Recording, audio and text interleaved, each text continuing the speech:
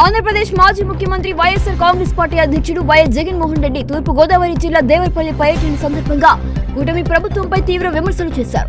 రాష్ట్రంలో రైతులు తీవ్రమైన ఇబ్బందులు ఎదుర్కొంటున్నారని, ప్రభుత్వ విధానాల వల్ల వ్యవసాయ రంగం సంక్షోభంలోకి వెళ్లిందని ఆరోపించారు. విద్య, వైద్యం, వ్యవసాయం, పారిశ్రామిక రంగాల్లో విధ్వంసకర పరిస్థితులు నెలకొన్నాయని జగన్ అన్నారు.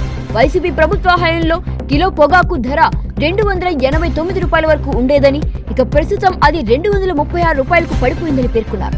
ఇదే సమయంలో వ్యవసాయ పెట్టుబడులు పెరుగుతున్నప్పటికీ రైతులకు లభిస్తున్న ఆదాయం తగ్గిపోతుందని ఆయన వ్యాఖ్యానించారు. ప్రస్తుత పరిస్థితుల కారణంగా రైతుల ఆత్మహత్యలు పెరుగుతున్నాయని ఆందోళన వ్యక్తం చేసిన జగన్ రైతులకు ప్రభుత్వం తక్షణమే అండగా నిలవాలని డిమాండ్ చేశారు.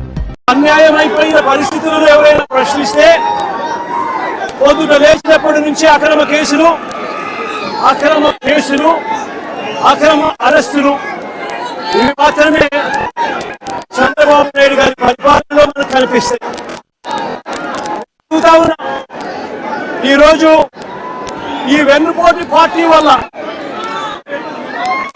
చంద్రబాబు నాయుడు గారి పార్టీ అంటే వెన్నుపోటు పార్టీ.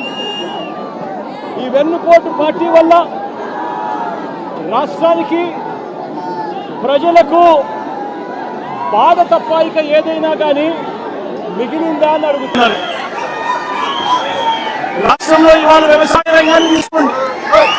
67% జనాభా వ్యవసాయం మీద ఆధారపడి ఉన్న నేపథ్యంలో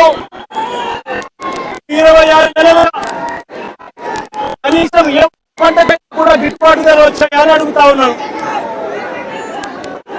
ఈ 26 నెలలుగా వరికి కానీ, మొక్కజొన్న కానీ, అరటికి కానీ, కొబ్బరికి కానీ, పత్తికి కానీ, పెసలకు కానీ, సజ్జలకు కానీ, మిర్చికి కానీ, పొగాకు కానీ, ఉల్లికి కానీ, టమాటో కానీ, కొక్కో కానీ, చీనీ కానీ, చివరికి ఆక్వా రైతులకైనా కూడా